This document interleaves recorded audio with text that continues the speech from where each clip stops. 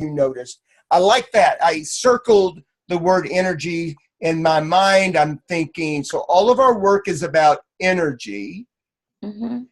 So now I'm thinking, how can we use energy in the room to cause something to happen? So thank you for that. Anything else? Yeah, and I really think that resisting enforcing disconnection ties into it, allows you to keep the berry up and not feel the energy. But when you get you needed the energy to kick the ball, then all of a sudden the resistance was down and you could feel the energy.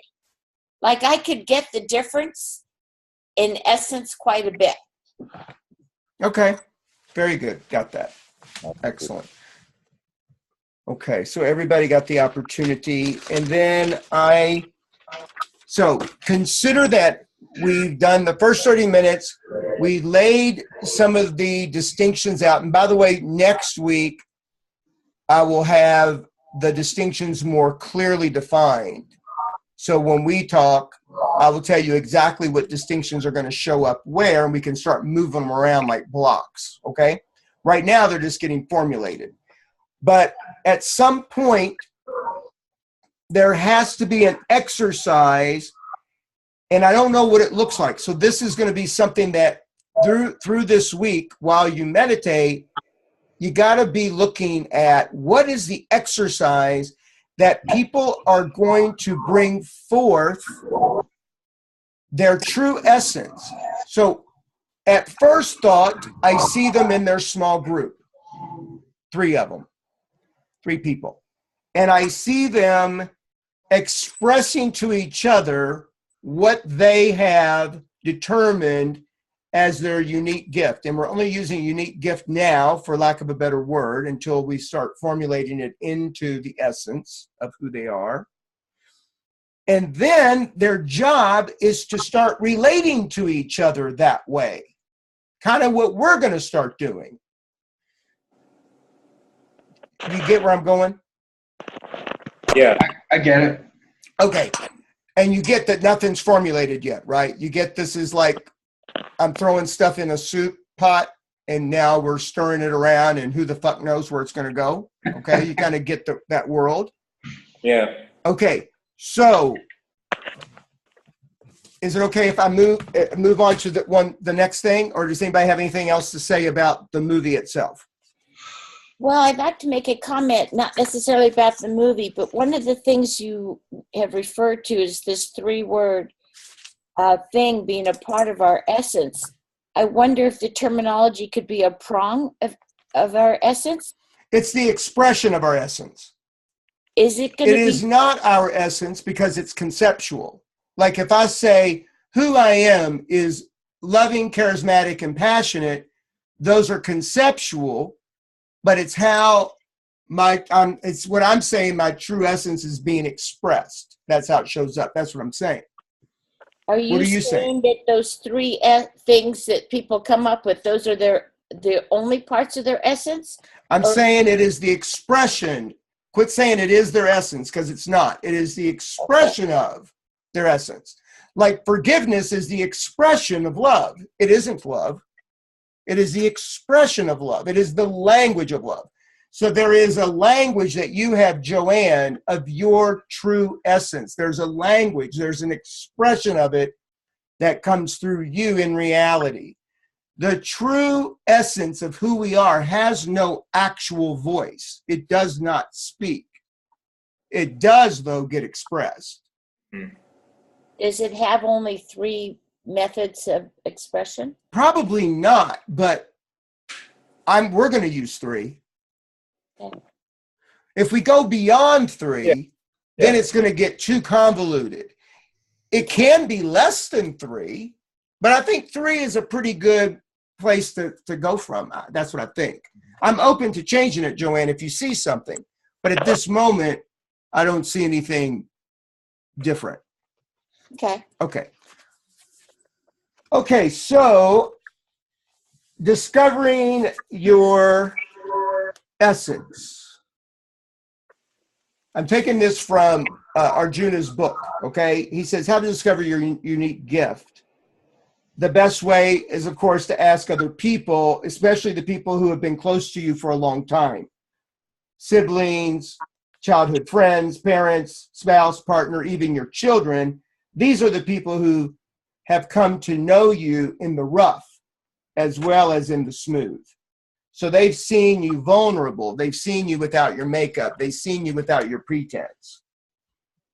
Clients would not be very helpful. Professionals that you work with would not be very helpful, probably. And the least reliable source is going to be yourself. I don't think that's a surprise for anybody, but let's just put that out there. So the questions that we're going to ask, and I will put this in an email for you so you don't have to do anything with this, but just hear it, are questions like, what are the qualities that you feel coming through me in a way that you don't quite feel it the same way with anybody else? We're asking for qualities, not abilities. And the kinds of answers you might get are kind, bubbly, detail-oriented, inspiring, courageous, etc. So we're going to suggest sending out an email to 12 people, if you can, and asking them if they will give you 12 qualities. Here's the deal. For everybody in this room, us, you're going to have different ways of collecting. You might look at it and say, wow, I've only got 8 people. Fine, use the 8 people.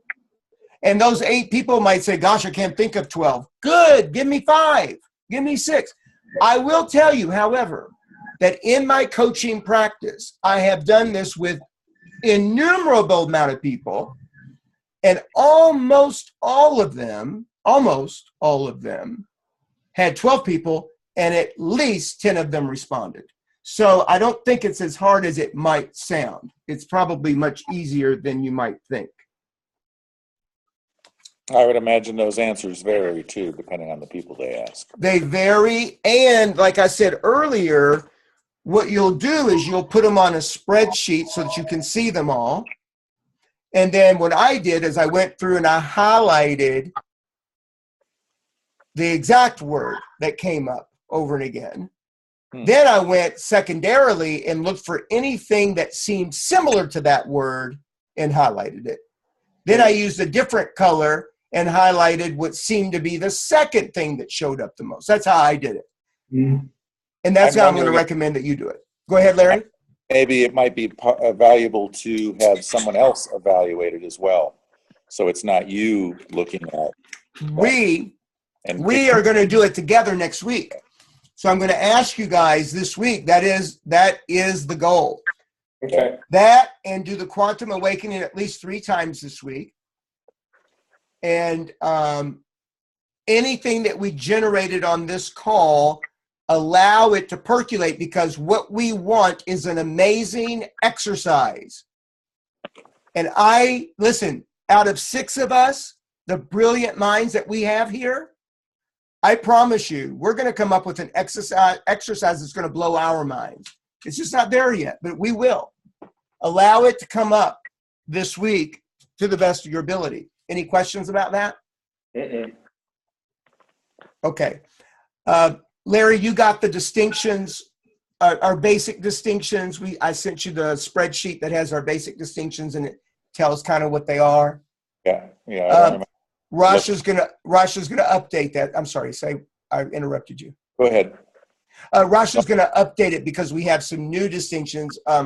We have me, us, them distinction that needs to get formulated. Quantum forgiveness got teased out a little bit more, but you got the basics of it, and then you'll hear it being teased out as we go. Was it helpful? Yeah, it Okay, was helpful. good. All right, good. Okay, anything for anybody before we complete? Cool. Is there anything that you think I left out? I feel like I've left something out, but I can't imagine what it is. So just to make sure I understand you correctly, Okay.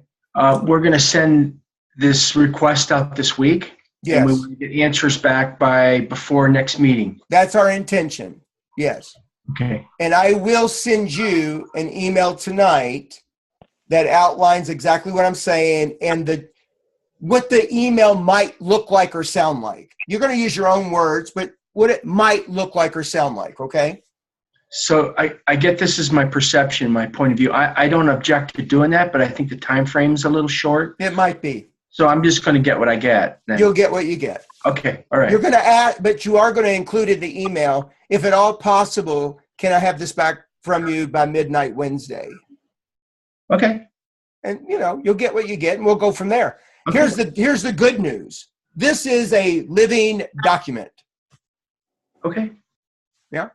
Yeah. Okay, good. Thanks. Anybody else? Yeah, Joanne. I can't hear you. You're muted. Thank you. Whenever that happens, it always makes me laugh because I think you'd like to mute me more often than you do. But only in this call do you get away with that. Okay, so we had a call that we actually brought some things up you said to remind you of this week. What properties do the small self, what perpetuates the small self? What is the threat? Do you remember we talked about the threat? Yeah. Dwell in full to be completely free. We talked about assigning the email. Oh, Joanne, are you talking about the conversation you and I had? Yes. Okay. What you're saying, so thank you for doing that because I need it and I want it. And it's been on my mind ever since we had the conversation for you to email it to me so I could work on it. But hearing you say the word you're saying right now does not capture what I think came up between us. Okay. There was something that you and I discussed, like a possible exercise that I thought was brilliant and what I wanted to put in, but none of those sound like it. Well, I wasn't quite done, but Okay. the last part was when I talked about the us and them and how people went back and forth from the us and them, who's in each area, how do they go back and forth? What has an us turn into a them? right. Yeah. And So the idea here is there is me, and me has a innate fear of them. So there's me and them. And the interest of me, the small self, is to create as much us as possible because only with us am I safe from them. yes. So now you have this us, but all of a sudden some of the us turns into them. What is that? What has that us turn into them? I don't know that there's anything amazing about the conversation in itself alone, but there is something amazing when you start to inquire over where you are, like, wow, yeah, I do have a number of people I turned into them. Yes. What was the source of that? I got excited when you were saying that. That's powerful. I have an answer to that inquiry. Yeah, what's your answer? Agreement or no agreement. Oh, well, truth. Oh, see, in my world, they committed a crime. Yeah, right. What brought up for me was betrayal. It's great. It's great. So I can see this might be, all right, everybody, take this and use it to help formulate whatever this exercise is going to be that we do with people. But I can see this will spark something out. That fired me up. Yeah. Very, very good. Okay, great. So if there's anything you need from me personally, each one of you, of course, you just reach out to me. Otherwise, thank you very much for taking the time. Thank you for your contribution. Thank you for that. This will be an amazing, extraordinary opportunity for people. I mean, like over the top. And I'll talk to you next Thursday for sure. Cool. All right, great. Yeah. I'm going to say good night then. Good night, everyone. Yeah. Good night. Thank you. Thank you.